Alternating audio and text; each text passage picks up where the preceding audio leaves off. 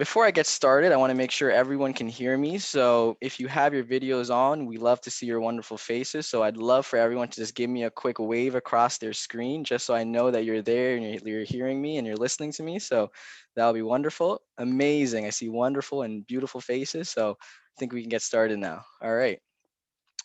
So hello and welcome to everyone. Thank you very much for attending the first ever Mills LLP Tamil Charities and Not-for-Profits seminar. Before we begin, I'd like to provide a brief introduction of who I am and who Mills LLP is. Firstly, my name is Nathaniel Balakumaran. I am an articling student here at Mills LLP, located in Toronto, Canada. And through my past experiences, I have volunteered and worked for Tamil and non-Tamil not-for-profit organizations, and I've always enjoyed this work. I personally have an interest in the charities and not-for-profits law sector, and thus why I'm really excited to be your moderator for today's seminar. During my time here at Mills, I've had the opportunity to work for our lawyers in our various practice groups, such as litigation, business law, estates, family, real estate, and of course, charities and not-for-profits. To give you a little history lesson about Mills LLP, Mills is a full-service law firm in Toronto, Canada, which has a rich and extensive history. The firm was founded in 1884 when George Gordon Mills opened the firm's first office at the corner of Church and Front Street in downtown Toronto. George's brother, Alexander Mills, joined the firm in 1889 after serving 2 years as the Deputy Attorney General of Manitoba. Since the firm's founding, there has been a continuous presence of Mills family in the firm. Now in its fourth generation, it is the longest standing such tradition for a law firm in Canada. Currently, our managing partner is Mr. David Mills, who I believe is present at our seminar today. The firm was founded on the fundamental principle of providing every client with excellent legal services, a value that has remained with the firm throughout its existence and continues today. So I'd like to say a big thank you to our firm for supporting today's seminar and its initiatives. Today's seminar provides an opportunity for professionals, directors, and volunteers from a variety of different types of organizations to come together to learn from our lawyers and from each other. We will be discussing some interesting and relevant topics, so be sure to stick around for as long as you can. I know we have many different organizations represented here today, and just to name a few, we have members from the Canadian Tamil Professional Association, that's CTPA, Tamils in Public Service Organization, Tamils in Finance Organization, SJC 87, a charity that does work in Northern Sri Lanka. We are also fortunate to have an international presence with us this evening with Chairman Stephen Emmanuel of the Eye Care Group United Kingdom, Rochina Bego from Miracle Restoration Ministries Inc. Australia, and Dr. Kanthar Niranjan from Friends of Batticaloa Hospital charity in the United Kingdom as well. And I know there are many, many more joining us this evening as well. So before we dive into today's speakers, I would like to go over some housekeeping items regarding the Zoom platform. We would kindly ask for all the attendees to mute your microphones during the speakers' presentations, but you're more than welcome to have your videos on. As I said, we'd love to see your beautiful faces. We would like to encourage everyone to type in any questions that you may have for our speakers in the Zoom chat box, which is actually located near the bottom of the screen. And I will read these questions to the appropriate speaker after all our speakers have completed their presentations. All right. So before we dive in, I'd like to introduce Denise Robertson, who is a partner and a chair of the Mills Charities, Not-for-Profits, and Business Law Practice Group. She will welcome all our attendees today. Denise was called to the bar in 2005. Her practice is focused on private business, corporate, and regulatory law. Within her corporate work, Denise regularly advises not-for-profit and charitable organizations such as churches, health, and medical sector foundations.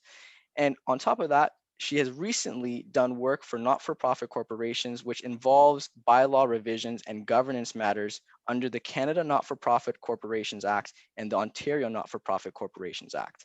I've had the pleasure of working with Denise during my time here at Mills Mills, and she is an excellent and tremendously knowledgeable lawyer who personally enjoys helping her clients succeed. Denise, the floor is yours.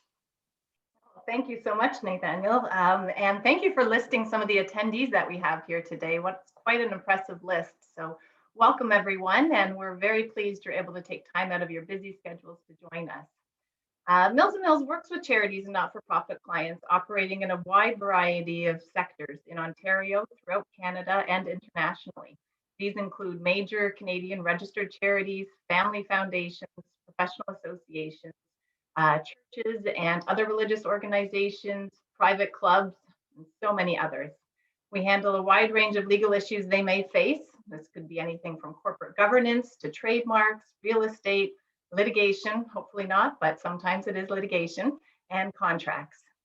For example, with some of our governance and compliance issues, we may deal with situations where charities are determining whether or not they need to structure a foundation in addition to their operating charity, or they have to look at what to do if they receive a letter of revocation from Charities Directorate. And also, as Nathaniel was mentioning, we help with bylaw reviews and amendments. And believe it or not, this type of tedious work is something we really enjoy doing. Recently, a lot of our work is dealing with new and pending litigation. So we assisted a number of federal entities to transition to the new Canada Not-for-Profit Corporations Act. And we're currently working with Ontario clients on understanding the upcoming changes and the otherwise preparing for the Ontario legislation. And that one, I don't know if you know, but it's about 10 years overdue. And hopefully 2021 will be the year that it does come into force. We're waiting on that. And as I mentioned, so litigation might come up, and some organizations, you know, you're not immune to disputes, and there might be contract disputes, employment matters, officer, director liability complaints, and discipline of members and whatnot. And so our team of litigation lawyers are able to step in and handle these types of disputes for our clients and hopefully resolve them before they escalate. But unfortunately, when court is unavoidable, we work closely with the clients to resolve the matters efficiently and effectively, and we've appeared before all levels of court. So the depth of our team and the variety of our practice allows us to meet the full legal needs of our clients that are charities and not-for-profits, and you're going to learn so much more this evening. So now I'm going to turn it back over to Nathaniel, and I do hope you enjoy the presentations, and I look forward to meeting some of you during the breakout rooms. Thank you. Thank you very much, Denise. All right, so before we get into our speakers, I'd like to introduce, it is my privilege to introduce and a great honor to have Chief Nishan Duryappa of Peel Regional Police join us today as our guest of honor. Chief Duryappa was born in Sri Lanka and immigrated to Canada, where he later began his career with Halton Regional Police in December 1995. He worked as constable for several years in units such as Uniform Patrol, Drug and Morality, Guns and Gangs, and with RCMP Combined Forces Special Enforcement Unit, to name a few. That's a mouthful. Chief Duryappa served as the operations commander for Milton and Halton Hills, the commander of the Office of Continuous Improvement and Strategic Management, and was the chief's executive officer. In October 2019, Chief Duryappa was appointed as the chief of Peel Regional Police to head the fourth largest municipal force in the country. I would like to now invite Chief Duryappa to welcome our guests and say a few words. Thank you. Thank you. Thank you, Nathaniel. I've been playing with my earphones. I'm just hoping the sound quality is fine. Okay, very good. First of all, I want to thank Mills Mills for the opportunity for me to be here. I think it might be unusual for a chief of police to be engaging or speaking or opening up with a few comments before we talk about the challenges that not-for-profit agencies in especially Tamil community are facing. But let me first preface it by I have the honor of speaking to you. So thank you for doing that. I'm a big believer that we, and I said this before we got live, is that we're better together. And it honestly is, we would all agree, post 2020, COVID, George Floyd, geopolitical issues, there has been an awakening for those that have not realized it before, that multiple sectors need to close the gaps. And collaboration and coordination between various sectors to close gaps on human services is very critical. And without a doubt, the ability for not-for-profit social services, human services agencies to do that in a way that can adapt to our current environment is equally important to me as a chief of police for 3,200 people. So I would like to first back up a little bit as a Sri Lankan Tamil who has the privilege of being afforded the opportunities of this great country. I just want to acknowledge, and to Mills and Mills, is without, is a full disclosure, my favorite nephew is Nathaniel, and he is a remarkable young man. No matter where his career is going to take him, is fantastic. The fact that he has helped facilitating a platform for us to talk about this particular issue is remarkable. But if you have the opportunity to Google him, you'll understand that he not only had a remarkable educational career, but played for Toronto FC in their one of their tiers, and is a remarkable icon for many young South Asian and Tamil people. And I'm happy to see him have a footprint here. And that's been a gateway for me to speak to you. So let me first say that I want to just preface that there is a good conversation about to happen. I think it's important for our, and I'm saying our in terms of the Canadian community, but specifically the Tamil community, to understand how not-for-profit agencies need to access, actualize, and take advantage of opportunities amidst the pandemic, where without a doubt, human services in the not-for-profit social services industry are underfunded.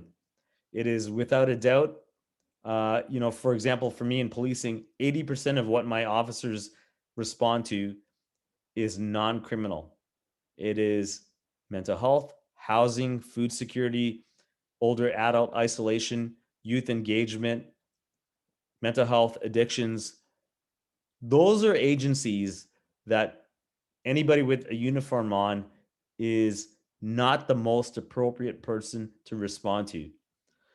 The answer is tightening the net and resourcing and finding ways to support not-for-profit entities. And without a doubt, the ability to communicate, edify, and socialize that is paramount. I myself have been on a board of directors for the SAC, which was formerly known as the South Asian Autism Awareness Committee in Scarborough. They're rebranded, providing services for those that might not access, or those that are marginalized and not have the ability to access the same services that the general population might normally access for communities such as our South Asian and the broader community. And we have seen the challenges that they have gone through. And as an active board member, I want to say that we as a collective need to find ways to strengthen other human services. So with that, I just want to say thank you for allowing me to participate. And full disclosure, I have a call with the Solicitor General in a short time, and I may not be on the virtual for the full length of time. And just so you know, I'm wearing jogging pants under my uniform pants, uniform top. This is the way virtual goes. But hey, listen, we're all humans and we're all people. I just want to say thank you for the opportunity, Nathaniel, obviously Mills and Mills, and Denise. Thank you so much for the opportunity to speak, and welcome everybody to this conversation. Thank you, Chief Nish, and thank you for the kind words and the motivating words for sure. So let's move on with our event today. Our first speaker is our featured charity, the Ikai Foundation. The Ikai Foundation is a Canadian nonprofit organization founded with a desire to unite those who believe in humanitarian efforts. It is a non-political, non-religious organization with a vision of openness, collaboration, and complete transparency. Its objective is to become a hub for the numerous Tamil Canadian organizations and individuals who provide assistance to northern and eastern Sri Lanka, as well as empower the Tamil Canadian youth. Our representative from IKAI today is chairman of the organization, Dr. Santakumar.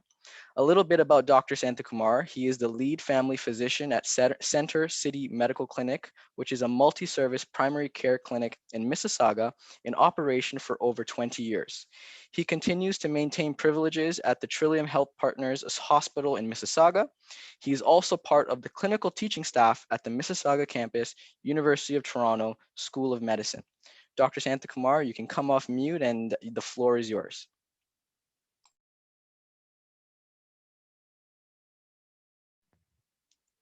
Dr. Santakumar, I think you're on mute. Yes, thank you for the kind words and welcome. Good evening, everyone. It's an honor and pleasure. Thank you for Taras and your colleagues and associates for arranging this especially for Tamil community. I know you have been doing this for various other community, including your own community, and I've attended some of those seminars already, and very, very useful. And thank you, Nishan, also to take part and be introducing and be a guest here. And so to start with, Tamil community as relatively new recent community to Canada to migrate. I think I don't know how many of you are familiar with the situation in Sri Lanka. It's a beautiful paradise country, famous tourist destination, but unfortunately with the ethnic divide and the political thing, unsettlement going on between the majority and the minority, it has been an ongoing sort of struggle in that country for the last 60 plus years since independence in 1948 from the British. So, now a lot of people, especially from minority, as you know, Tamils are part of the minority community. There are three main communities in Sri Lanka. Sinhalese, they are the majority. They speak Sinhala and they follow Buddhism. And Tamils are mostly Hindus, but Christians on both sides. And the other minority communities are the Muslims. And so these co-inhabited the island for many years, and peacefully it was working out fine until that the big clashes started in 1983. Was a big ethnic riots, which where all the minority business were burnt, and there were a lot of hardships for the minority, and a lot of displacements happened after that. And I think now such they are all migrated in different parts of the world, and they're all over the world now, in UK, significant numbers, and Europe and Australia and New Zealand and Canada. So I think that struggle is still ongoing for you all to know. It's still unsettled, and it's still getting worse, and it has gone up to the United Nations and sitting at their table now, and asking for grievance from the minority community. That's the story about this new Tamil immigrant community. But we have more than 400,000 people now in Canada, especially GTA and mostly, and then other provinces everywhere. And it has been in a short time, it's a very successful community. And even the mayor of Toronto Tamil community as an example in his meetings and how successful they are, how the children are in the university, how successful, how many businesses, how many new businesses, how many professionals, and so we are all around the all professions, and so that's a bit of a story. So we still have the passion to help back home. We know the hardships. So many of us went through it personally, including myself. So I think that makes us more committed to helping people there, and so giving back is a big part of the Tamil community, and there are a lot of organizations like Nishan and already mentioned, and there are community organization, medical organization, and business organization. There are, and then all school students organization, village organizations. They are all getting together, helping, doing whatever they can to give back to the people back home who are struggling for their rights and the living, the economic struggle also. So that we are grateful to Canada, and Canada, as you know, has been a generous recipient of this, this type of people coming from all over the world, and they did help in taking a lot of refugees in this country, and they are all well established and doing fine. So from that perspective, and then we all look forward to improve how to help, how to utilize the facilities available here, or the government support what is available here, and we are sort of on the path to utilize that to help back home. So Tamil is an oldest language of the world. I don't know how many of you know that. It's one of the oldest language, surviving language. It's only spoken in one other part of the world, or few other parts. Mainly southern India is there's more of 6-7 million Tamil people there. They are the main place, and the other places are like Singapore, Malaysia, and countries like few countries, and Tamils are mostly Hindus. And so anyway, so we had there was a Tamil community-based media which was functioning in the community, helping bringing all the news from back home, and cultural support and everything here. And unfortunately, because of the media, as you know, the television media is kind of dying slowly, and so I was part of that director for the community's appointment, and then we ended up selling that. With that asset sale, we thought we should form a foundation. We would form a foundation, we should make it as a charitable foundation to be effective, as Nathaniel mentioned already, what the EI Foundation is all about. And so we are lucky to work with Taras and the team, and we have been working since about April 2019, and we went with this assistance, and writing the objectives, purposes, bylaws, and partnerships with charity organizations in Sri Lanka, or whoever is helping for Sri Lanka. So we were able to put through all that over the year and a half, and we have submitted the charitable status application late last year.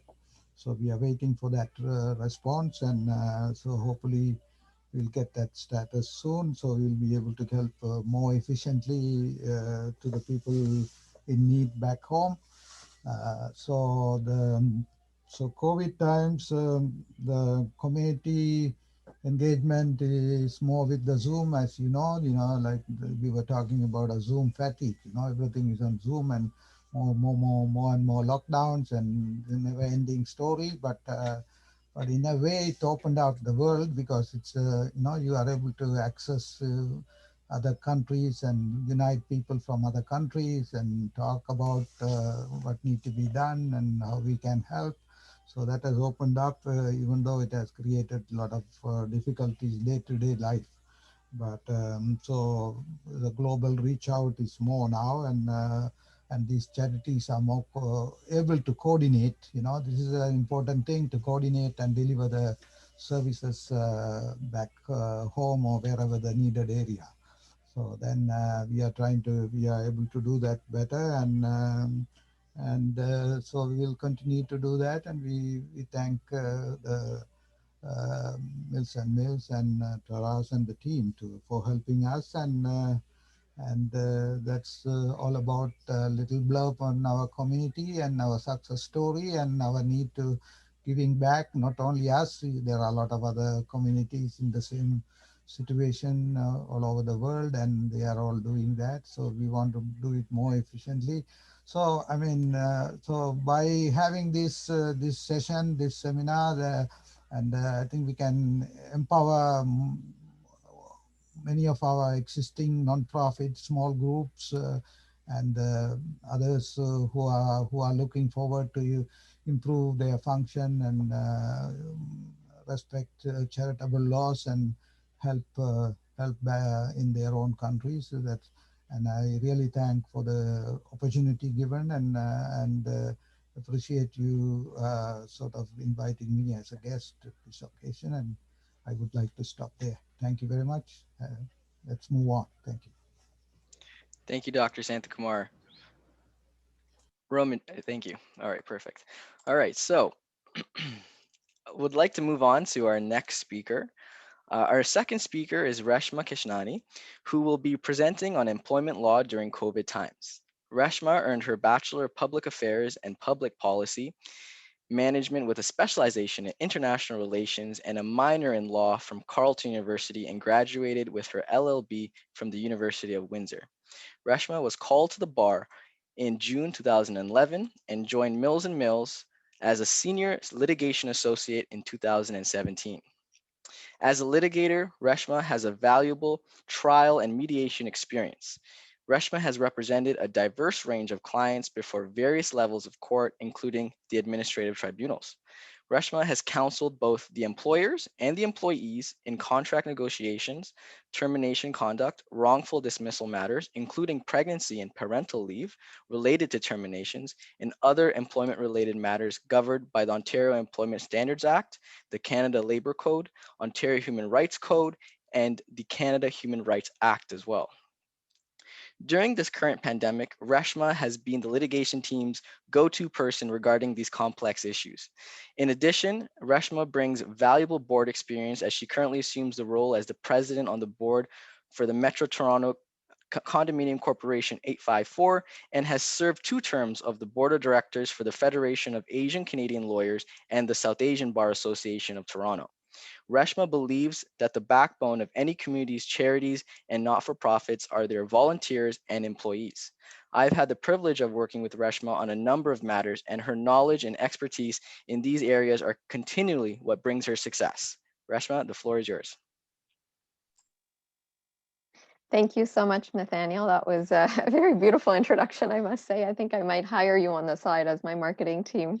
Thank you very much, Dr. Santakumar and Chief Nish, for being here today. I think it's been really wonderful to hear you speak and to share some insight into the needs of your community, and also quite inspiring to hear what the communities are trying to do now in terms of making a presence here in Canada, and really highlighting all the talent that comes with your community.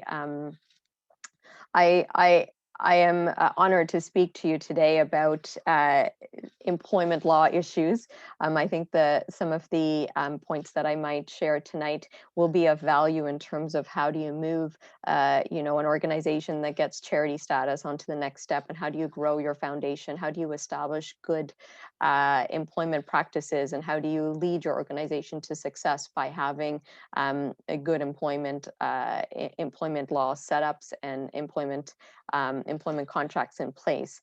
COVID-19 has had an impact in every industry here, and particularly in the employment context. I'm going to share a PowerPoint presentation today just to guide the topic of discussion and just to get us flowing. So just give me a minute to share my screen here. And hopefully this works nicely. I think it did. Okay, I'm going to ask for Nathaniel. Can you give me a thumbs up that you're looking at the screen? Okay, perfect. So I just wanted to guide our conversation. We don't have a ton of time, but I thought I would bring up some key considerations to bear in mind as we move forward through the next phase of COVID-19. I don't want to say that this is a new thing anymore, because it's not. We've been living in this new environment of constant change over the last year, and it doesn't look like that change is going to end anytime soon. But what is important to bear in mind are how you can create stability within instability, if that makes any sense, at least with respect to some of the employment challenges that are facing workplaces.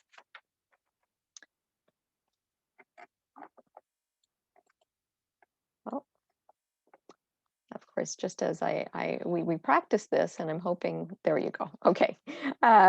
Nathaniel's already given me such a beautiful introduction. I don't want to share too much more about myself, except to say that, prior to getting into law, I myself have had some experience dealing with the not-for-profit and charities. I worked with the United Nations and Oxfam before I became a lawyer, and have firsthand experience in establishing good practices with charitable foundations and getting them off the ground, and trying to find funding for amazing initiatives.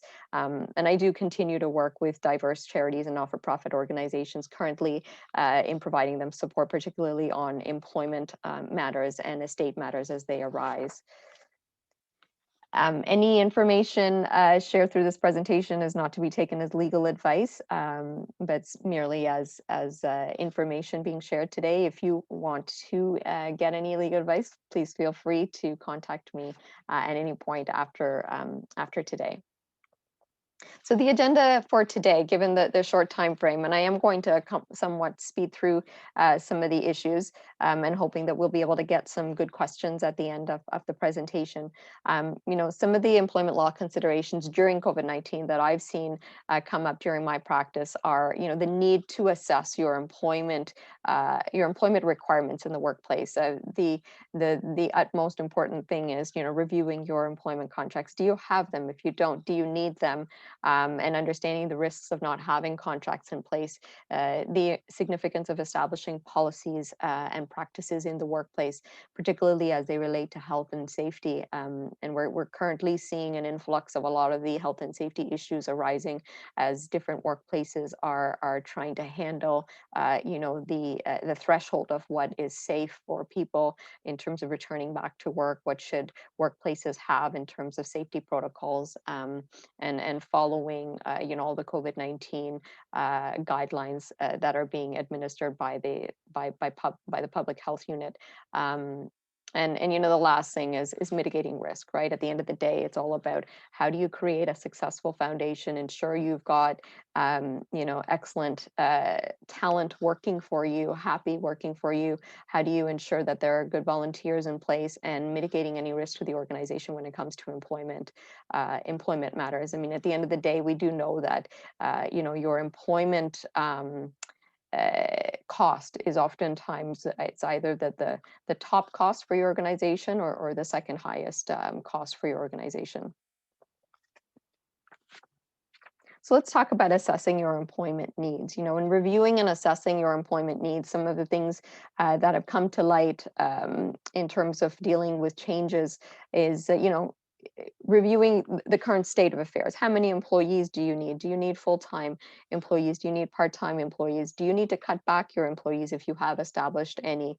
Can you preserve the current status quo? And if you can't, what do you do about that? Or if your organization is expanding, how do you expand your organization in terms of your workforce?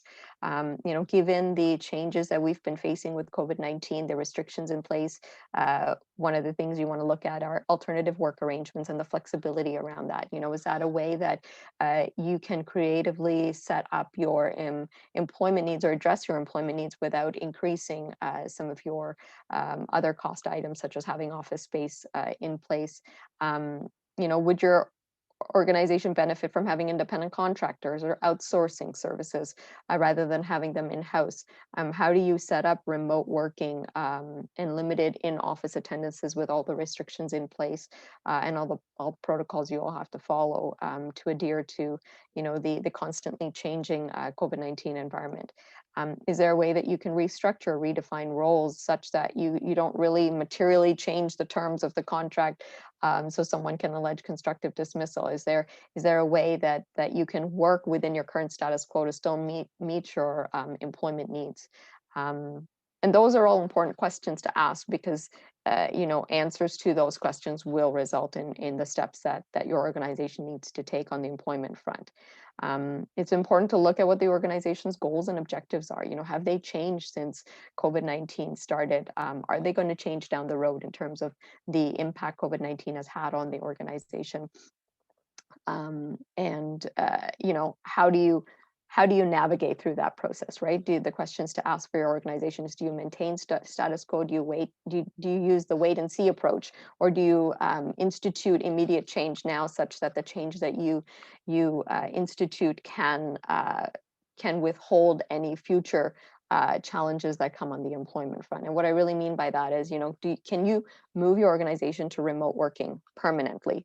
Is that a framework or that you can work with? Because you know, if you have plans in place that don't necessarily get too offside with the restrictions that are being imposed, the likelihood is that your organization will have more success down the road in terms of less interruptions to the goals and objectives that you're trying to meet, at least on the employment front. You know, you have to assess, have the organization's needs changed? You know, what are the health and safety protocols you need to put in place to ensure that you are establishing a safe workplace for your employees? You know, that we've seen in recent times that there have been an increased number of challenges to employers and organizations with respect to the lack of health and safety protocols that are in place currently within the COVID-19 environment. You know, are there things that you can do in terms of applying for alternative sources of funding to still meet your employment needs? The one thing with charities and not-for-profit organizations is you do rely a lot on external funding, either government funding, private funding, and this funding is usually linked to certain conditions and criteria. So, you know, if the funding needs have changed or funding criteria has changed, you might want to look at whether you can adjust some of that funding criteria to your current employment workforce if you've got talent in the workplace, right? Because the key is, how do you retain those people? How do you retain motivation in the organization? How do you retain people who want to continue to work with you? How do you retain working remotely if you went from working in person to now working remotely? There are challenges to that. And asking the right questions will get you to the right solution. And lastly, of course, you know, there's always a cost benefit analysis whenever you're dealing with any employment issues.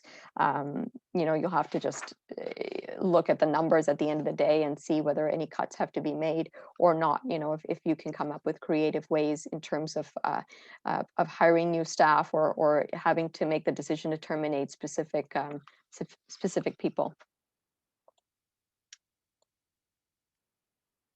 So this brings us to now, you know, talking about employment. You're either current employees or employees you're about to hire on. It's very important to review employment contracts. First of all, the question you have to ask is, for the employees that you currently have, are there written employment contracts? If there aren't, you know, you're dealing with common law obligations under the ambit of termination. You know, are there things that the organization wants to do in terms of minimizing its liability if it has to deal with termination? If that's the case, which is the case most of the time, is, you know, organizations want to have employment contracts in place. And what we've seen from this pandemic is that employment contracts do want to have a clause with respect to the ability to temporarily lay off employees if the situation dictates it.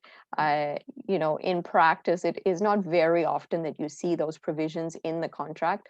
And we have seen a lot of the falling out of not having those provisions in the contracts, in your employment contracts currently. So it is very important to review your employment contracts, and review, you know, your absence policies, your sick leave policy, to see if you know, if there's any way that you can boost that sick leave policy to make your employment requirements more attractive.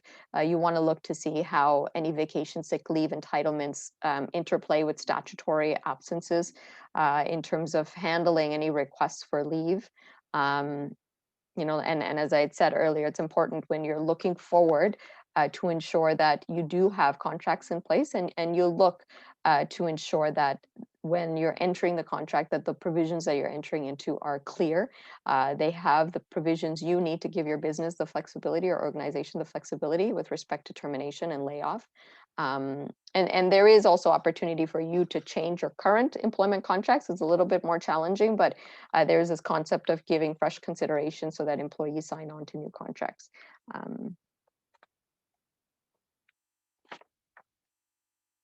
Now, in terms of dealing with policies and practices, you know, the leave of absence policies become more and more important. We're seeing a lot more discussion about sick leave and having paid sick leave in the media, you know, and asking the government to ensure that that's in place for people who need that.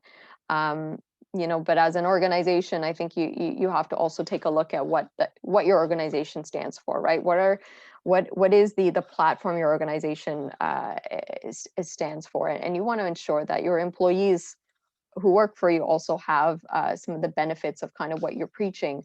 You know, it's not always the case that employees have paid sick leave through their contract through their employers, but it is possible for employers to ensure that they do have some provision for personal leave and sick leave, paid sick leave, in their employment contracts. One thing to bear in mind is, under the Employment Standards Act, there is job protected leave. While it's unpaid leave, for the most part, it is still job protected. So your employees can still exercise the right to take certain leaves of absences under the statute, and they still have job protection. But certainly they would be relying on, you know, EI or CERB or CRB as it currently stands under the COVID-19 environment. But, you know, again, it goes to say, right, if you want to retain employees, you want to ensure that you retain good talent, you have policies and practices in place that accommodate your staff and your employees with respect to leaves of absence. You might even explore alternative work arrangements, right? If someone has to stay home to take care of a loved one who's sick, can they just work at home? That may minimize any disruption to the organization and also still serve the employee well, in terms of being able to be there for their loved one and not be too worried about income or job loss. You want to look at your security and privacy policies currently in place, and how you might need to boost that, especially with the remote work environment. You know, are there systems you need to put in place? Are there investment you need to make in your IT, in your infrastructure there? Do you need to establish privacy policies, especially if you're dealing with personal information with respect to, you know, organizations and clients you're dealing with, and individuals you're servicing? You want to make sure that you've got those policies in place, and that you've trained your employees and staff and volunteer with respect to security and privacy matters within the organization. And you do want to also, you know, always have an internal assessment process in place in terms of evaluating performance and productivity of employees. You want to review the management of employees and teams with remote working environments, because all of that is going to help, again, boost organization productivity, organization morale, and the organizational employment environment. And of course, one of the biggest things now is health and safety, right? You need to review and revise health and safety policies and procedures, especially with respect to screening measures that are required by public health, and what you're doing to ensure that your current workplace is safe. What are your COVID-19 protocols that you have in place? What is the masking protocol in place? on the health and safety protocols, you need to understand your obligations under the Ontario Health and the Occupational Health and Safety Act. And you need to appoint a health and safety representative. You need to make sure that you've got a health and safety committee in place, particularly if you're a certain size of organization. There should be some consideration in terms of whether you provide your workers or your employees with PPE at the workplace, because the criteria under the Act is that the employer will take every precaution reasonable in the circumstances for the protection of the worker. And now the question is, well, what's reasonable, right? And that reasonableness and that standard is constantly changing. And so, this area has to constantly be revised depending on kind of what the status of COVID-19 is currently in place. How do you handle refusals to work, right? Refusals to work, again, also go back to the reasonableness of the measures that you've taken. You need to stay current with public health guidelines and recommendations currently under the stay-at-home order that's been imposed. Adjustments need to be made in the organization as to how you do that safely while still protecting the framework of your organization and the workings of your organization. How do you design your employment needs or address those needs with minimal disruption? So you do want to establish user-friendly protocols, sanitization practices, and find creative ways to service your organization's objectives and goals while still creating a safe workplace. So last point is really, how do you mitigate risk, right? And the biggest thing that I found in my practice is, having a human response, right? Everybody is going through challenges right now, whether you're the head of an organization or you're working for an organization. The challenges with respect to the constant change, the different messaging, the instability of the environment are all very real challenges. And how do you ensure that you try to mitigate risk? How do you ensure you avoid losing good talent, or ensuring that the organization doesn't engage in lawsuits, right, with respect to wrongful dismissals or human rights allegations, or even reprisals under the Occupational Health and Safety Act? How do you try to mitigate that risk? Some of the ways to do that is really communicate, right? Communicate with your employees, communicate with your staff. Try to find creative ways to communicate other than just via email. A voice changes things, video changes things, especially where we can't necessarily meet in person right now. How do you address your employees, right? What is the message that the organization is giving to the people that's working for them? You want to ensure that your messaging is goal-oriented, it's motivating, and that the messaging of "we're all in this together" is quite strong. If you need to change employment terms, you try to change it with sensitivity. You try to deliver that message with sensitivity, always bearing to have a human rights lens in mind, right? That as an employer, you have an obligation, you got a duty to accommodate up to a point of undue hardship. And so you always want to keep that in mind as you're addressing employees, as you're making changes to the organization, and making hard decisions in terms of either cutting people, hiring people, having that human rights in place. You want to always check in on productivity of your employees, right? Especially in the remote work environment currently. Because if you don't check in, you might not know what's really going on behind the scenes. And as a result of that, you might lose good talent, and you might lose some of the crux of the work that the organization has done for many years. And the last thing is, really be mindful of pandemic fatigue. It's very real. People are feeling it. It continues to be a reality, and it just impacts people's lives, period, right? And so that does, transfer into the workplace. And at the end of the day, I think if you want to have, successful employment practices, a successful organization, the people who work for you are the crux of kind of how you become successful as an organization. And so obviously you've got a full team here at Mills & Mills. If you need anything in terms of, how to address any employment issues you have, employment questions you have, we do have a team of lawyers that do focus on this area, who do both litigation work and also just management consultation in terms of how do you structure certain practices in the workplace. If you have any questions at all, feel free to contact us. Feel free to contact me. And I would be more than happy to have further discussions with you on these issues.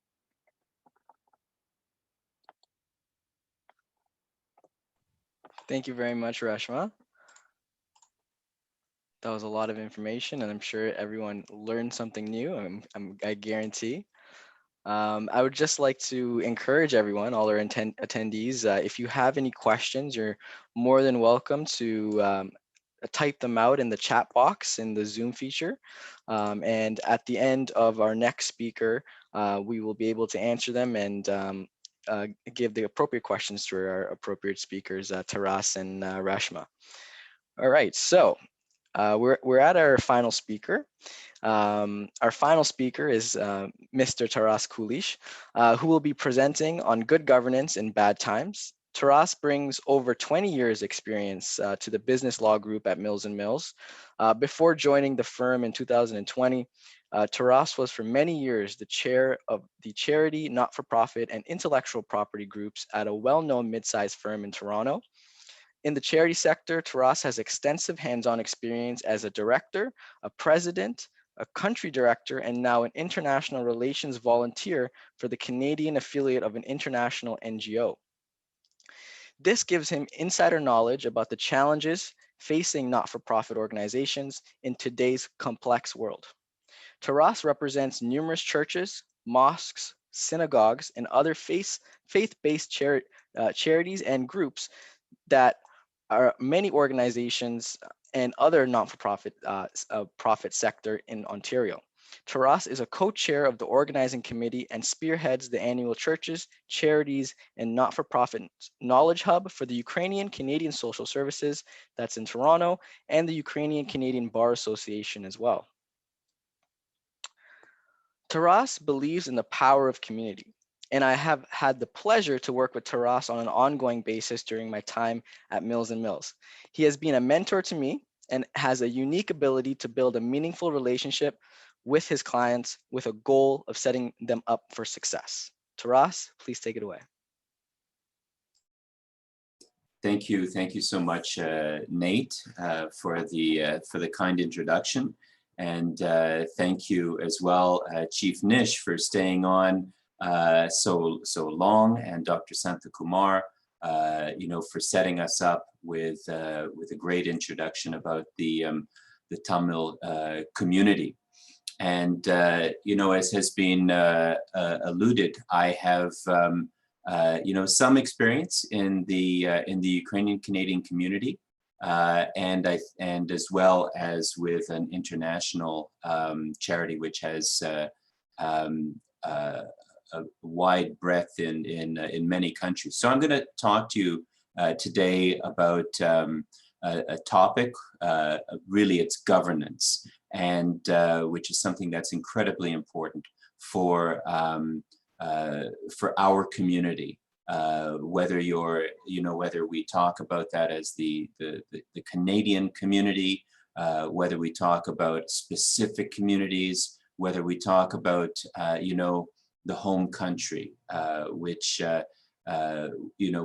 many communities in Canada have that feeling, that belonging to another homeland, which is very important. So I'm going to share my screen. I have a presentation, and so just give me one moment to make sure that I get that. So Nathaniel, if you can just tell me if we're good to go on that. Give me a thumbs up. Is that good? Okay, thank you very much. Okay, so I mean, the topic that I selected is governance, but I called it good governance in bad times. And it doesn't necessarily mean, these COVID times. It can be bad times that the organization goes through. And even these times that we're living in, they're not necessarily bad times. There are things that are quite positive that have happened. A lot of people say, getting closer to family, spending more time with family. So those are some good things. But every organization in their life span is going to go through certain issues. So, for myself, I really appreciate the introduction that Nathaniel gave. I think, touched on a lot of things. And one thing that's not mentioned here, which I have in common with Reshma, is that one of my first jobs. I must have been about 17 years old, but I was working for Oxfam Quebec. So we have that in common, the Oxfam connection, which of course started off in the UK to relieve poverty and to relieve famine in various countries in need. So there's, of course, the legal disclaimer.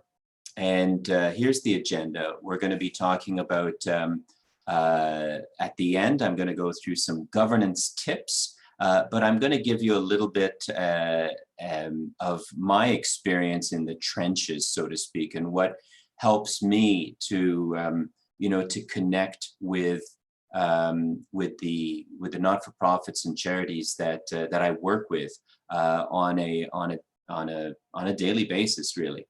I started out, and this is a photo of a youth program that we started with an organization called Hope Worldwide. It's we put this program right in Toronto, and having this kind of experience, I think, speaks to one of the issues which is important for every community, and it's about youth. I've spoken with, for instance, the head of the former president of the Ukrainian World Congress, and he would say to me, it doesn't matter what your political persuasion is. We all are working to help, the children.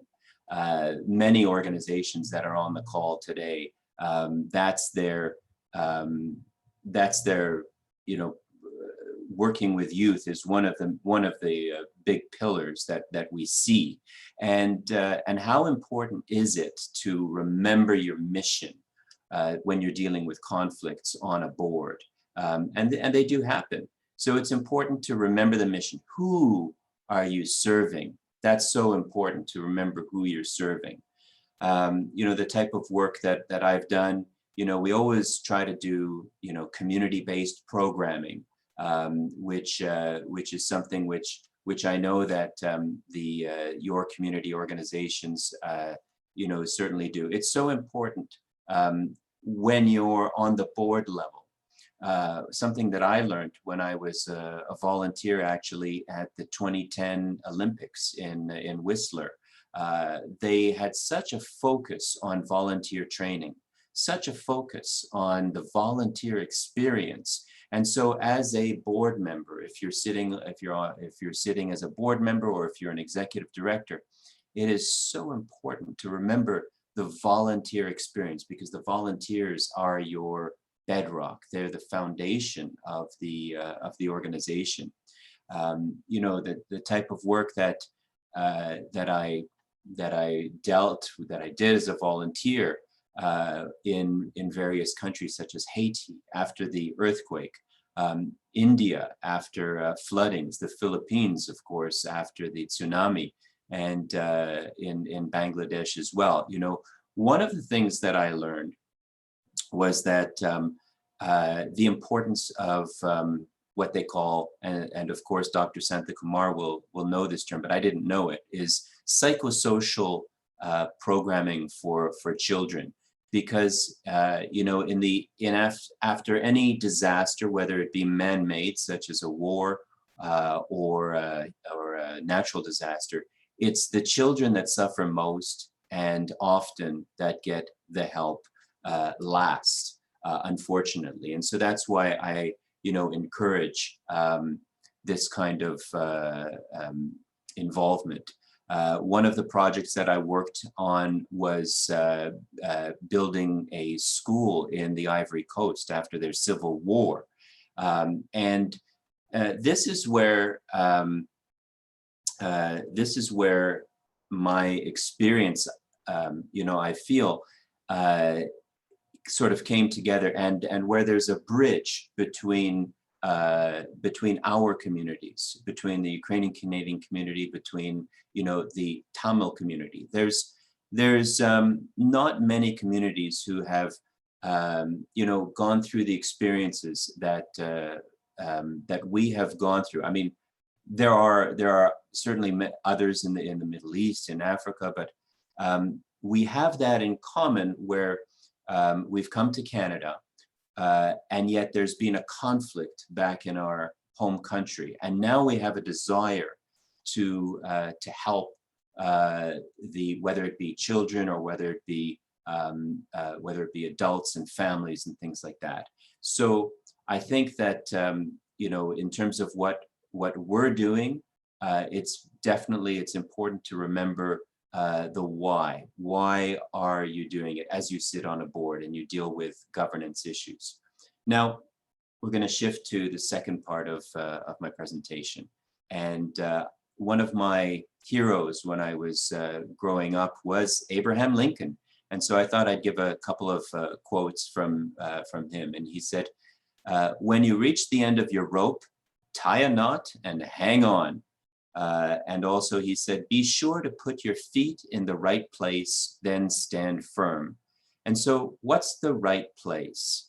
In my view, in terms of a board and governance and an organization, you know, the right place is your governance, is your bylaws. And I'm going to go through now some tips. I've got 7 tips for you. So the first tip is respecting members. And what does that mean? You know, Reshma did speak about that in terms of in the employment context, respecting people, thinking of things through the human rights, you know, lens.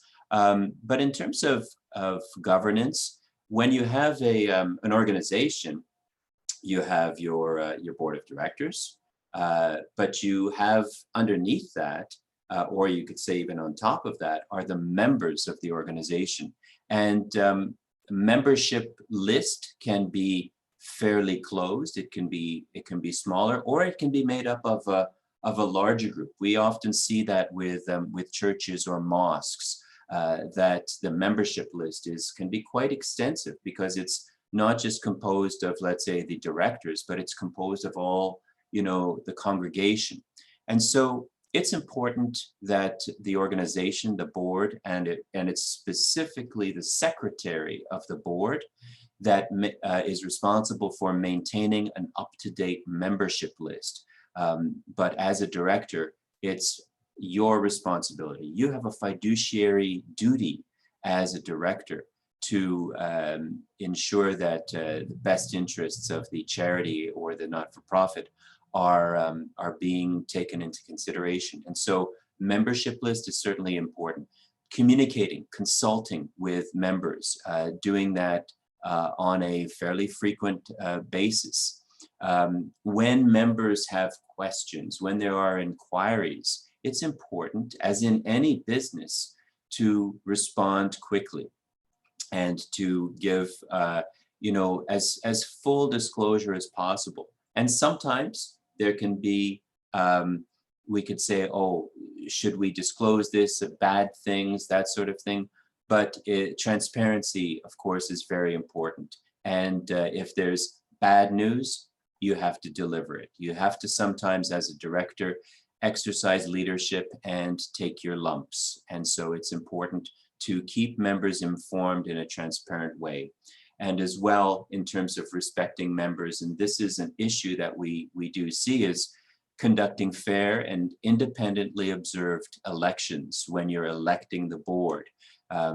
We certainly saw all the kerfuffle that went on south of the border in terms of elections. We see how important that is, but it's also very important in an organization.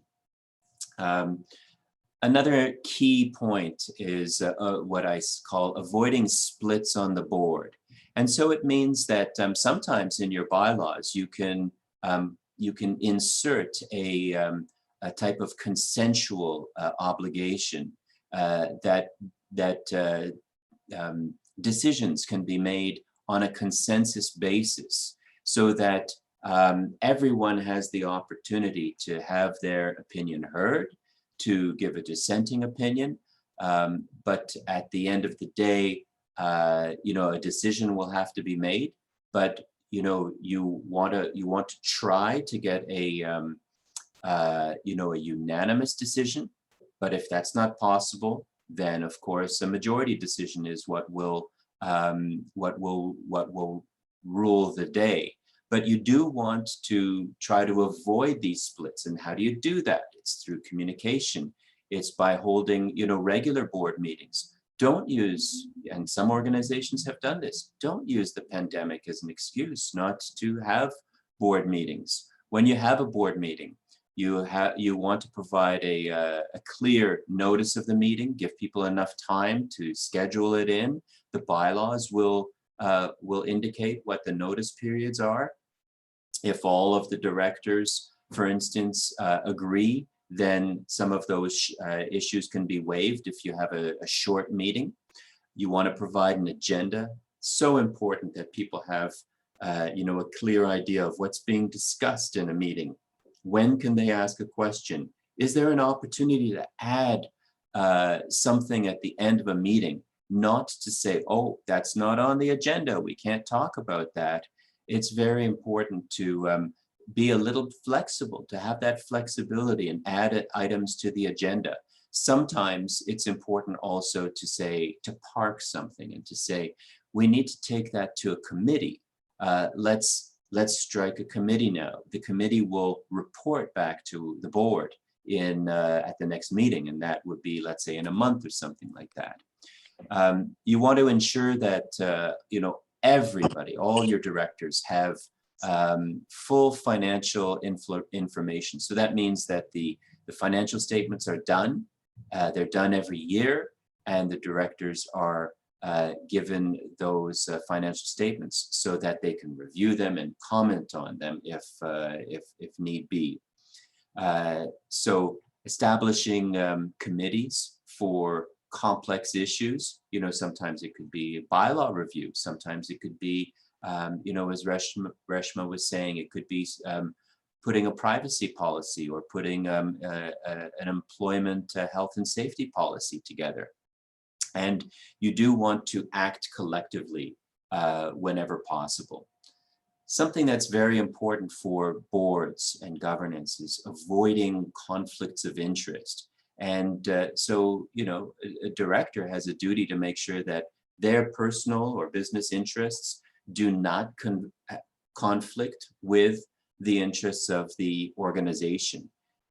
As a director, you have a duty, this fiduciary duty that we spoke about, to ensure that the interests of the charity are paramount. If there is a conflict, if you have a conflict, or if you think you might have a conflict, it's important to declare it, to be transparent and to tell the board that there is a conflict. So types of conflicts can be, contracts, leases. I mean, if you own a building and you're leasing the space to the charity, you sit on the board, this has to be disclosed. It's not to say that it can't happen. It can happen. You can give a lease, but you have to make sure that it's at a fair market value. So one very important point is that, in Ontario, directors are prohibited from sitting on a board and receiving compensation. There is pursuant to the Charities Accounting Act, there is a procedure that can be taken in order to get an exemption from that. I will say that it is a difficult exception to be able to get. We are working with some organizations in order to get that exemption. The bar is quite high. So best to play it safe, and the general rule: directors are not to be compensated. Directors are also not to receive benefits from the charity. The exception is, of course, if all the public or members are entitled to those benefits as well. Sometimes, though, we do see that you know, if let's say there's a prize and we do see the director will say, no, I'm going to put that back for somebody else. And that's, I think, you know, in some cases that can be the honorable thing to do. So something that's incredibly important for governance is sustainability, is the succession plan. So finding new directors. So as a director, you always want to be thinking of who's going to replace me, who's going to be next. And so you want to, you know, implement, you know, a type of mentorship, you know, program with your new directors, making sure that that they have the tools that they need. So how do you find new directors? I mean, you do want to make sure that you have people with different skill sets, and so you can look out for that. You do want to make sure that you have you know, a diverse board, and so when we're dealing with a specific cultural community, that can be a challenge, but we still can have you know, gender balance. We still can have religious balance. We still can have, sometimes it's worthwhile to have outside directors to give us that balance as well. Directors that are outside of the community. That can be a challenge sometimes to people's mindsets, but it can be very important as well. When you're, you know, doing your due diligence on directors, you want to make sure that you have, you know, applications, resumes, you do reference checks, and in some cases, especially when you're dealing with children's programs, you want to make sure that you have, you know, police checks in place, and that you have a process and a procedure, and you don't skip over those processes. It's the same sort of thing with that, you know, Reshma was talking about for the employment law situation. So, you know, the next area is providing guidance to directors. And at the beginning and even before a director comes on, but certainly at the beginning when a director comes on to sit on the board, many times people don't have, you know, this kind of experience, or they don't know about your organization. So you want to provide them with a package. When I first started in the year 2000 with Hope Worldwide as a director, it was my first opportunity like that. I was provided with a package, and the folder contained, you know, the bylaws. It contained the articles of incorporation. There were also articles of amendment. So as I was able to look and study the articles to see, well, what are the objects? Because the articles will have that information. It will say exactly what can this organization do, and that will help your board to avoid something that's called mission creep, which is that the organization starts doing things. They might be good things, but they're not things that the organization is actually authorized to do.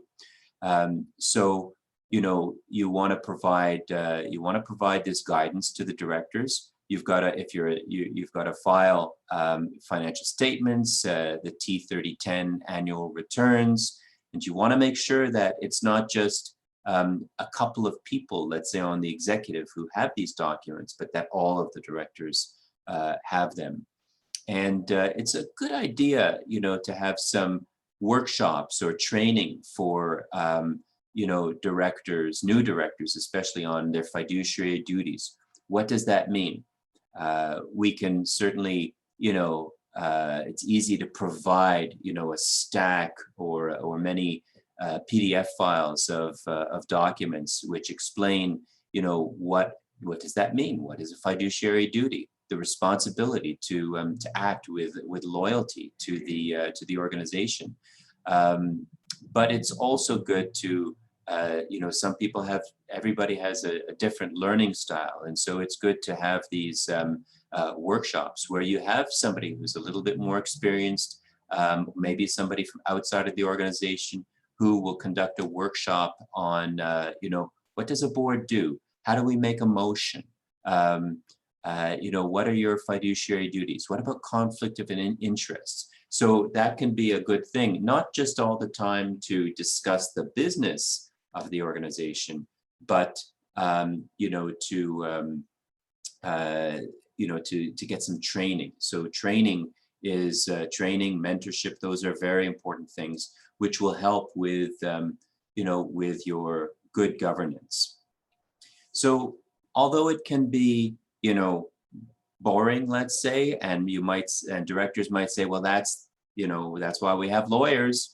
It's very important as a director to actually become, you know, familiar with the legislation, to understand that if you're a federal organization, that you are, you know, bound by the Canada Not-for-Profit Corporations Act. If you're incorporated in Ontario, then there's, you know, the Corporations Act. Soon, as Denise was saying, soon to be the Not-for-Profit Corporations Act in Ontario. But there's other acts that are important. The Trustee Act for certain organizations can be also important.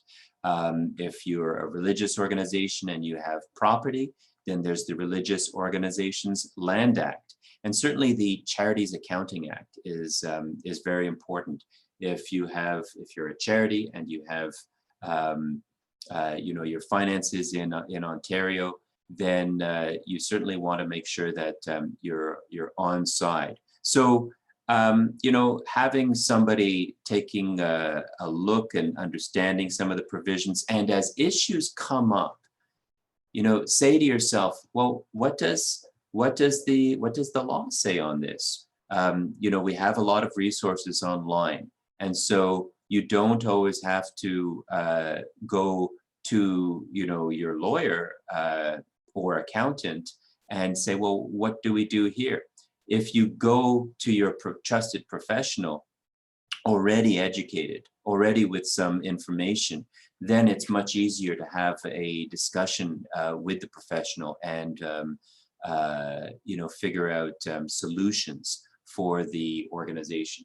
So you know, as boring as that might seem, becoming familiar with the legislation is important. The final tip that I have for good governance is to provide vision. And so what I want to say, I love this quote from this French author who wrote what some people call a children's book, but it's a little bit more in depth than that. And he says, if you want to build a ship, don't drum up people to collect wood, and don't assign them tasks and work, but rather teach them to long for the endless immensity of the sea.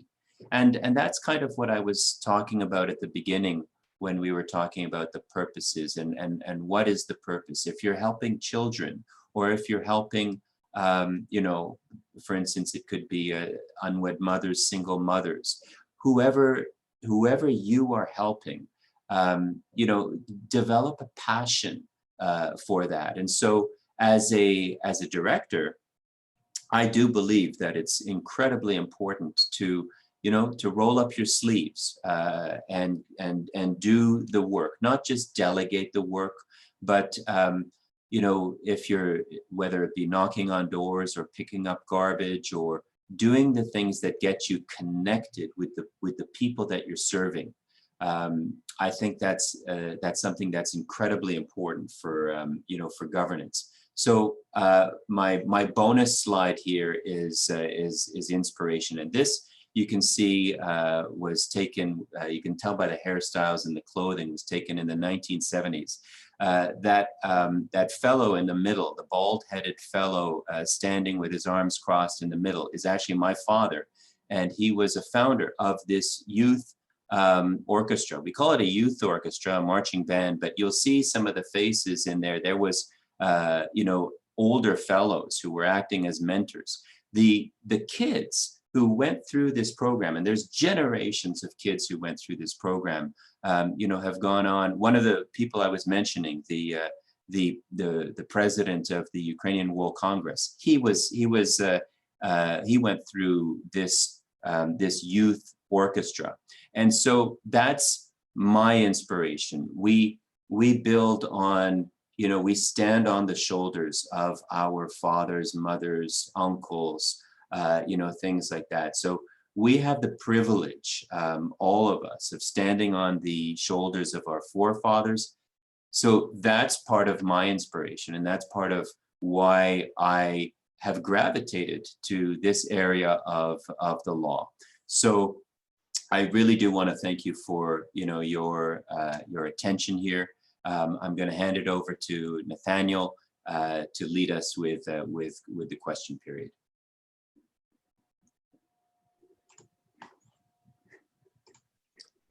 Thank you, Taras. You're still sharing your slideshow. I'm going to try to figure out how to end that. There you Okay. go. Thank you. Thank you very much. And I'm sure all our guests can, you know, understand the passion you have for this area of law and this area in general. And so thank you very much for that presentation. Just for the interest of time, I'm looking in our chat boxes, and I think our attendees are overwhelmed with the information that they've got today. And so they're still thinking of their questions.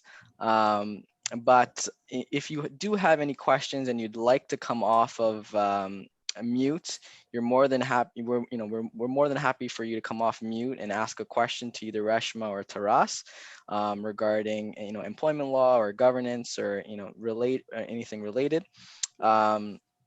I can start off the question period. I'd love to ask Reshma a question, something that you know, I've been dealing with in my recent work with the firm, and it's a question that a lot of employers are asking as vaccine rollouts, you know, continue, and people are deciding to go get their vaccine, and employers are deciding on whether to allow people to come back to work. I guess my question is, you know, can an employer force you to take a vaccine? That's a really good question, Nathaniel. I mean, this is a question that is being asked out there in the industry. My view is that you can't force somebody to take the vaccine. However, you know, there are health and safety positions that are put forward by employers with respect to the vaccine.